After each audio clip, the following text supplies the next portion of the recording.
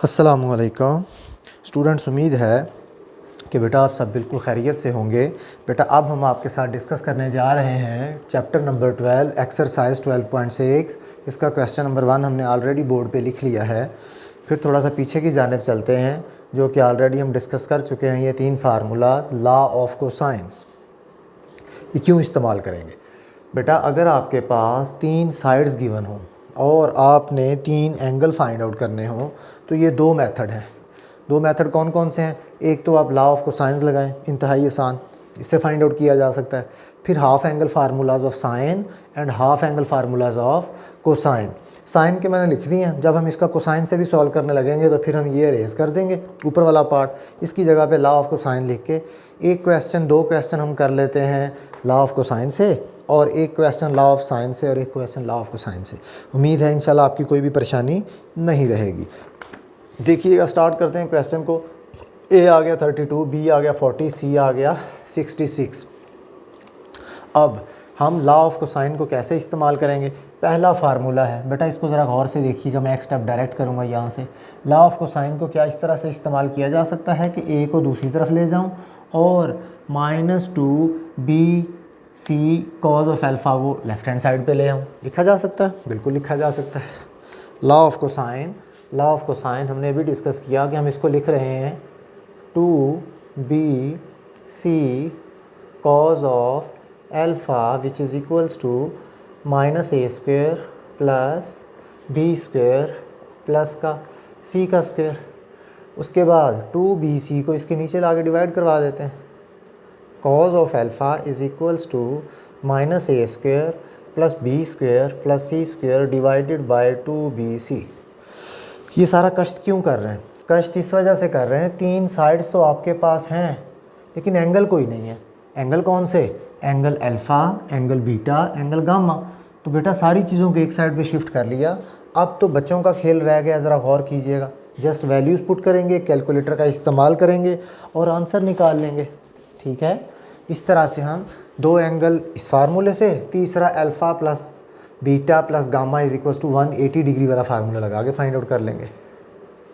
Cause of alpha which is equals to, simplify कर लेते हैं जी, स्क्वायर लेके लिख रहा हूँ मैं आपस में। ठीक है, 32 का स्क्वायर, 32 का स्क्वायर लिखा तो ये आ गया माइनस का 1024। वैल्यू भी पुट कर दी और डायरेक्ट हम ज़रा थोड़ा सा जगह कम होने की वजह से स्टेप डायरेक्ट कर लेंगे। b का स्क्वायर 1600 प्लस c का स्क्वायर क्या आ जाएगा? गौर करें, 66।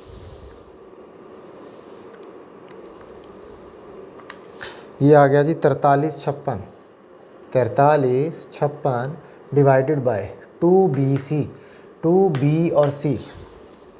66 multiply by 40 multiply by 2 which is equals to 5280।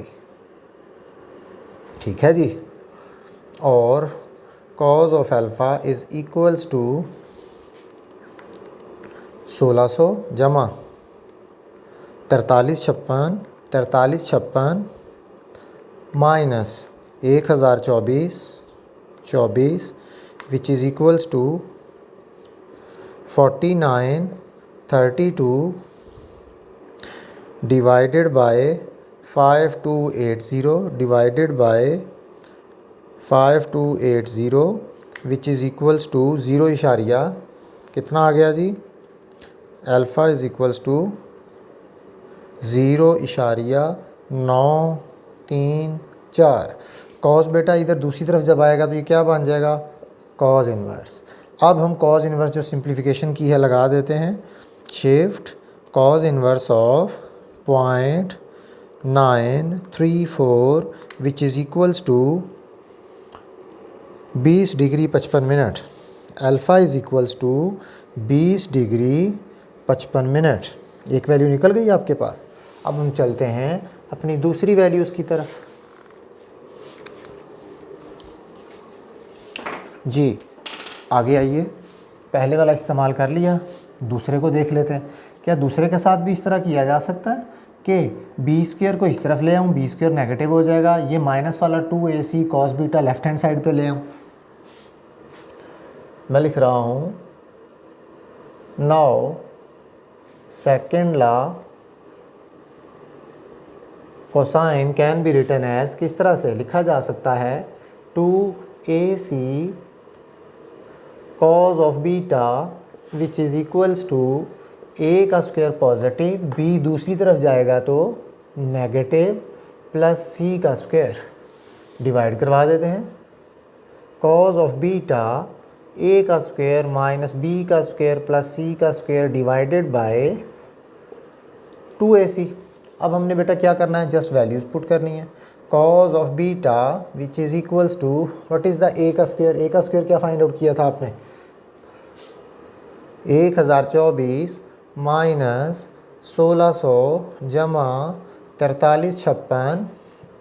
अब नीचे 2ac आ जाएगी वैल्यू, 2ac 2a और c 32 जमा 66 जमा मल्टीप्लाई बाय 2 42 24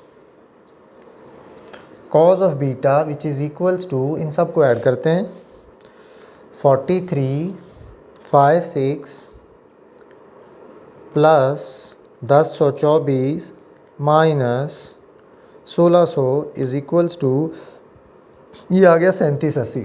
3780 को 3780 divided by 4224 divided by 4224 which is equals to 4224, गलत हो गया, 3780 divided by 4224 which is equals to 0.894। दूसरी तरफ जब जाएगा ये beta is equals to cause inverse of 0.894 shift cos inverse of 0.894 which is equals to in degrees 26 degree 37 minutes, 26 degrees 37 minutes। Beta की भी वैल्यू आ गई आपके पास, equals to बीटा, and we also know that alpha beta plus gamma किसके equal होता है, 180 डिग्री के। What is the value of alpha, gamma की निकालनी है बस, gamma is equals to 180 degree, alpha दूसरी तरफ जाएगा, अल्फ़ा की वैल्यू पुट कर रहा हूँ, -20 डिग्री 555 मिनट्स, बीटा दूसरी तरफ जाएगा माइनस हो जाएगा, उसकी वैल्यू पुट कर रहा हूँ 26 डिग्री 37 मिनट।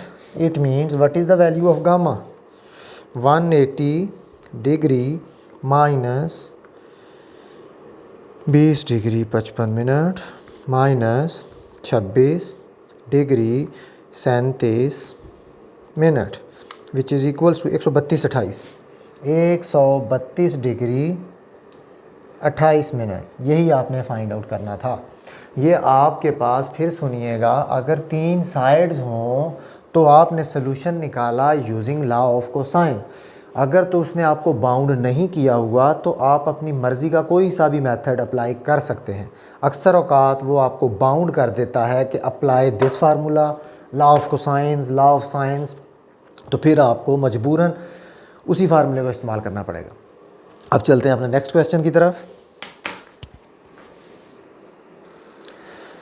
जी तो बेटा अब हम जा रहे हैं अपने इसी एक्सरसाइज के क्वेश्चन नंबर 4 की तरफ। जैसा कि हमने पहले भी डिस्कस किया कि ऐसे क्वेश्चंस जिसके अंदर 3 साइड्स गिवन हों, इनको सॉल्व करने के 2 मेथड हैं। एक तो इससे पहले आप देख चुके हैं, वो था using law of cosine method. अब हम देखेंगे using half angle formulas of sign, half angle formulas of cosine and half angle formulas of tangent. Half angle पहले भी आपने पढ़े हुए हैं, लेकिन बेटा 10th चैप्टर के अंदर जो पढ़े थे हाफ एंगल, डबल एंगल और ट्रिपल एंगल, वो और टाइप के फार्मूलाज थे, लेकिन इनका स्पेशल नेम है half angle formulas of sign, या फिर कोसाइंस का हाफ फार्मूला लिखेंगे, cosines half angle formulas, tangent half angle formulas. ठीक है, इनको याद रखने का तरीकाकार कुछ यूँ है कि जब आप sine of alpha divided by 2 की वैल्यू फाइंड आउट करेंगे, अगर अल्फ़ा आ गया है तो अल्फ़ा के करस्पॉन्डिंग साइड होती है ए इधर मिस होगा, S minus B, S minus C, B C, फिर उसके बाद बीटा आ गया तो इधर बी मिस होगा, इधर गामा आ गया तो इधर सी मिस होगा। जो जो अवेलेबल होगा डिवीजन में भी वही पड़ा होगा। फार्मूला याद रखने का तरीक़ाकार, कॉस की तरफ चलते हैं, अल्फ़ा आ गया S into S minus A, S beta आ गया S into S minus B. जो जो चीज़ें मिस हैं वो नीचे मल्टीप्लाई हो रही हैं। Cos of gamma divided by 2, इसमें सी आ जाएगा, नीचे ए सी आ जाएगा। एस क्या होता है, एस का भी देख लीजिए, 2s is equals to A plus B plus C, या फिर s is equals to A plus B plus C divided by 2। S आप ऐसे फाइंड आउट किया करेंगे। सबसे पहले हम अपने क्वेश्चन की तरफ चलते हैं। सबसे पहली चीज़ हमें क्या चाहिए, s की वैल्यू फाइंड आउट करेंगे।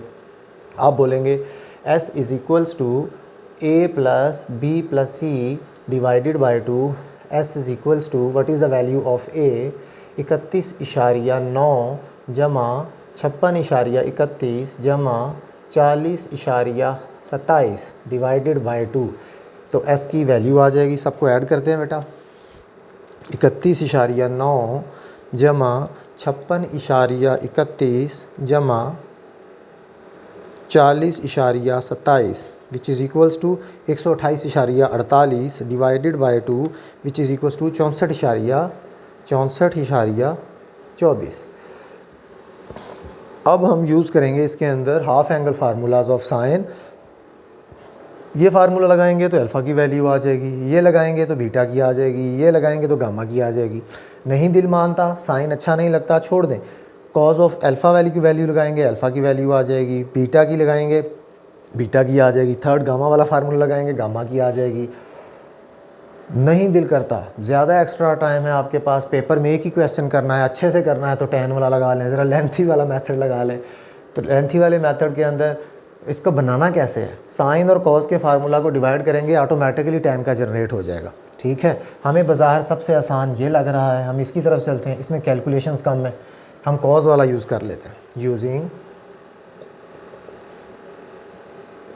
हाफ एंगल ऑफ कोसाइंस, पहला फार्मूला देखिएगा लिखा हुआ है cos of alpha divided by 2 which is equals to s into S minus A divided by B C under root cos of alpha divided by 2 which is equals to what is the value of s, 64.24 minus करेंगे what is the value of A, 31.9 divided by B C, what is the value of B, 56.31 into C की value है 40.27। इनको simplify कर लेते हैं। Simplify जी, 64.24 minus 31.9 is equals to, इन दोनों का आंसर आएगा 32.34। 32.34 को मैं मल्टीप्लाई कर रहा हूँ 64.24 के साथ, तो ये मेरे पास आंसर आ जाएगा 20.77 डिवाइडेड बाय, इन दोनों को भी मल्टीप्लाई करवा लेते हैं, 56.31 multiply by 40.27 which is equals to 22.67। और इधर आपके पास पड़ा हुआ है cos of alpha divided by 2। बेटा जब हम इनको डिवाइड करेंगे 2077.52 divided by 2267.60, sorry 2077.52 divided by 22.67 which is equals to 20.77 divided by, फिर एक दफ़ा डिवाइड करते हैं, 20.7752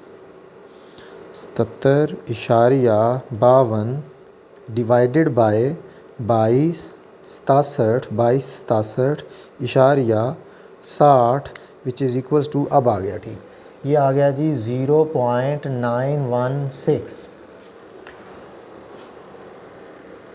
ठीक है जी। अब कॉस दूसरी तरफ आएगा, alpha divided by 2 which is equals to cos inverse of which is equals to 0.916। Cos inverse ले लेते हैं जी। Shift cos inverse of 0.916 which is equals to 23 degree 39 minute. Alpha divided by 2 is equals to 23 degree 39 minute. Alpha is equals to multiply by 2, जब ये 2 इधर जाके multiply होएगा तो ये आ जाएगा 4718।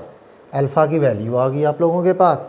अब हमने अल्फ़ा वाला फार्मूला लगाया था, अब हम बीटा वाला फार्मूला लगाते हैं। Now cos of beta divided by 2 which is equals to s into s minus b divided by AC। cos of beta divided by 2 is equals to, what is the value of s, 64.24 into 64.24 minus के साथ what is the value of b, 5631। ये मैं arrays कर रहा हूँ formulas.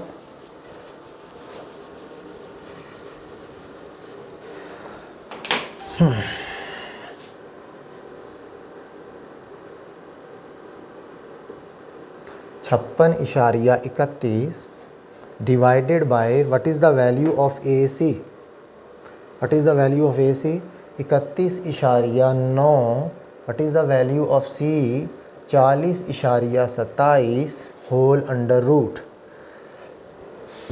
इनको simplify कर लेते हैं। पहले तो 64.24 में से 64.24 में से सब्ट्रैक्ट करते हैं 56.31 को which is equals to 7.93 multiply by 64.24 which is equals to 509.42 509.42 I think यही आएगा। नीचे वाले दोनों को मल्टीप्लाई करते हैं, 31.9 ज़रब 40.27 विच इज़ इक्वल्स टू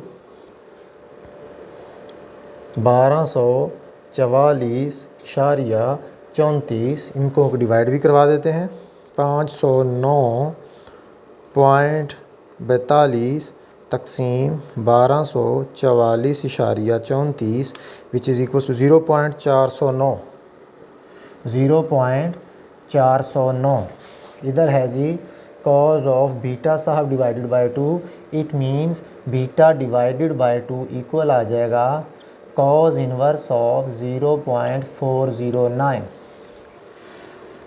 आप करेंगे जी शिफ्ट ऑफ किधर हो गया भाई, shift of cos inverse of 0.409 is equals to, angle आ गया जी 65 डिग्री, एंगल आ गया 65 degree 51 minute, 65 degree 51 minute. 65 degree 51 minute को जब बेटा आप 2 से मल्टीप्लाई करेंगे, जो 2 डिवाइड हो रहा है, beta is equals to multiply by 2 which is equals to 131 degree 42 minute, beta भी आ गया। अगर आपके पास मज़ीद टाइम है तो आप इजीली थर्ड फार्मूला लगा के ये लगा सकते हैं, गामा की वैल्यू निकाल सकते हैं, लेकिन हमारे पास है now we can use alpha plus beta plus gamma is equals to 180 degree. What is the value of alpha, 180 degree. Alpha दूसरी तरफ जाएगा तो इसकी वैल्यू आ गई -47 डिग्री 18 मिनट्स माइनस के साथ दूसरी वैल्यू आपने फाइंड आउट की है अभी 131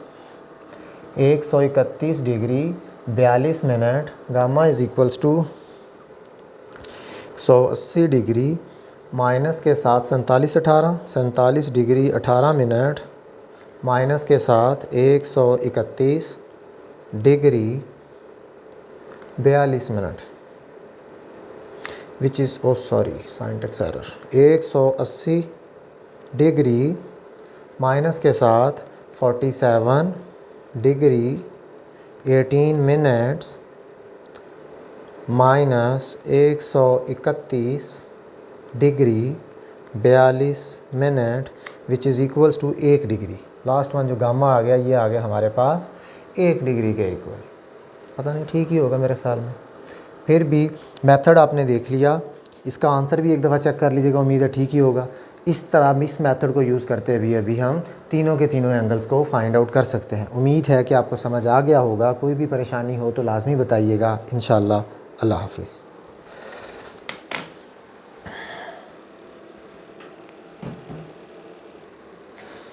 जी तो बेटा अब हम इसका सॉल्व करने जा रहे हैं क्वेश्चन नंबर 6। क्वेश्चन नंबर 6 को पढ़िएगा। कहता है जी the smallest angle, find the smallest angle of a triangle ABC। तो 3 साइड्स गिवन है ABC जो कि मैंने ऑलरेडी लिख दी हैं। तो जब भी इस तरह का क्वेश्चन आ जाए, जब वो आपसे स्मॉलेस्ट एंगल मांगे या ग्रेटेस्ट एंगल मांगे, दोनों का मेथड ऑलमोस्ट एक ही है। ज़रा गौर कीजिएगा।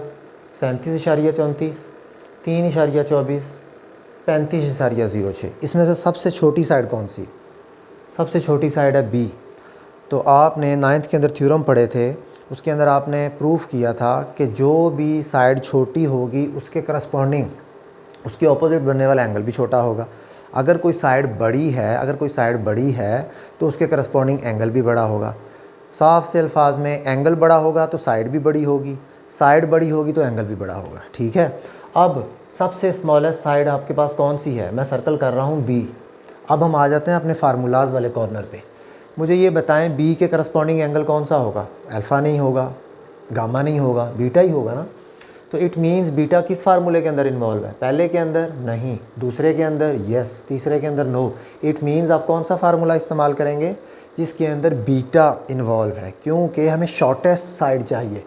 हमें कौन सी साइड चाहिए? शॉर्टेस्ट साइड चाहिए, और वो B है। B के करस्पॉन्डिंग एंगल बीटा है। बीटा किस में इन्वॉल्व है वो ले लिया हमने। इससे अगला ही क्वेश्चन है question number 7, find the greatest angle.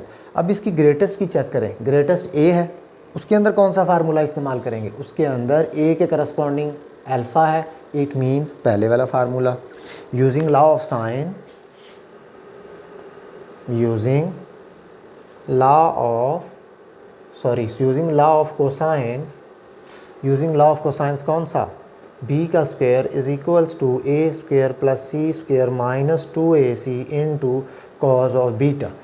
Cause of beta की वैल्यू हमें चाहिए, हम सारा मटेरियल दूसरी साइड पे शिफ्ट करवा लेते हैं। चेक कीजिएगा कैसे। 2AC लेफ्ट हैंड साइड पे ले आए into cos of beta which is equals to A का स्क्वायर माइनस B का स्क्वायर प्लस C का स्क्वायर।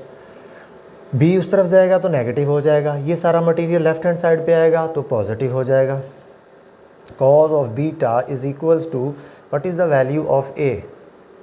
37.34 का स्क्वायर, सेंटर में माइनस का sign, what is the value of 3.24 का स्क्वायर प्लस 35.06 का square divided by 2, what is the value of A?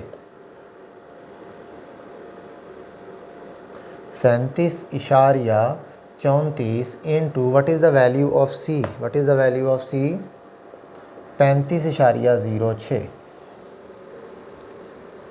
Cause of beta which is equals to, इनको बेटा simplify करते हैं यूजिंग कैलकुलेटर।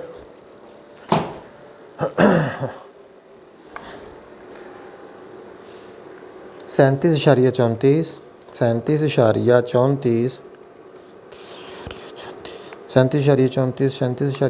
ये आ गया जी 1394.27। सेंटर में माइनस का साइन, 3.24 ज़रब 3.24 विच इज़ इक्वल्स टू 10.49, फिर प्लस का साइन आ गया 35.06 ज़रब 35.06, 35.06 ये आ गया जी 12.29 डिवाइडेड बाय, नीचे वाले तीनों को मल्टीप्लाई करते हैं, 2 multiply by 37.34 multiply by 35.06 which is equals to 26.18 इशारिया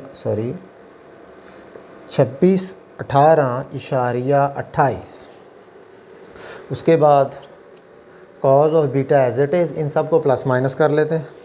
1394/27 minus 10/49 जमा 12/29 12/29/20 which is equals to 26/12/98 26/12/98 divided by 26/18/28 तकसीम delete 26/18/28 which is equals to 0.997। cos of beta is equals to 0.997. It means beta is equals to cos inverse of 0.997। cos inverse ले लेते हैं बेटा इसका। cos inverse लेते हैं जी shift cos inverse of 0.997 which is equals to in degree 4 degree 26 minute 4 degree 26 minute is the required answer. यही था हमारा शॉर्टेस्ट एंगल जो कि आपने उसे फाइंड आउट करके देना था। फिर सुनिएगा नेक्स्ट क्वेश्चन के अंदर वो आपसे बोल रहा है लार्जेस्ट एंगल। आपने लार्जेस्ट साइड देखनी है, लार्जेस्ट साइड वाला एंगल कौन सा है, अल्फ़ा है, वो अप्लाई करेंगे, इंशाल्लाह सॉल्व हो जाएगा। और इससे पिछला जो क्वेश्चन हमने लॉ ऑफ कोसाइंस से किया है, आप उसको लॉ ऑफ साइन से भी कर सकते हैं, उसको आप लॉ ऑफ टेंजेंट से भी कर सकते हैं। उस क्वेश्चन की कैलकुलेशन को एक दफ़ा गौर से चेक कीजिएगा। कैलकुलेटर ने शायद हमें गलत कुछ बताया है या हमें लिखने में मिस्टेक हुई है, गुजारा कीजिएगा। ख्याल रखिएगा अपना, तब तक के लिए अल्लाह हाफिज़।